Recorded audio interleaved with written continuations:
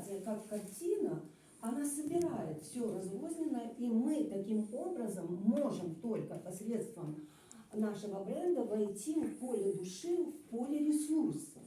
И на следующий день, рано утром, да, мы получаем возможность реализации в виде телефонных звонков, в виде встреч с людьми, в виде различных вариантов линейки продуктов, поэтапной реализации вашего предназначения. Но для этого должен быть бренд.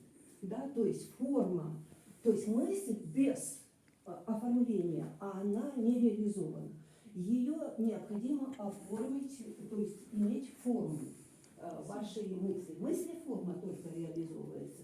И получается, что таким образом, когда мы моделируем именно ваш бренд, да, то есть собираем вот все разрозненное в это единственное пространство. Потом постепенно, когда зафиксируется ваша вот эта визуализация, ваша новая картина, ваше предназначение уже в образе, да, тогда происходит детализация. Происходит детализация, и идет как бы постепенный процесс реализации вашего предназначения. Поэтому, зная всю технологию универсологии, вам необходимо сейчас ваш проект жизни визуализировать. То есть его, что вы будете делать.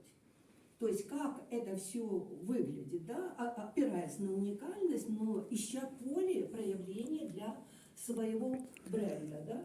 Людмила Войт рассказывает о бренде, который она воплощает. Бренд – это направление развития. Какую-то форму, а поле ресурсов – это наша душа. Да? Вот. И если у нас есть индивидуальный бренд, естественно, мы можем сделать и коллективный бренд, и реализацию по линейке продукта, да?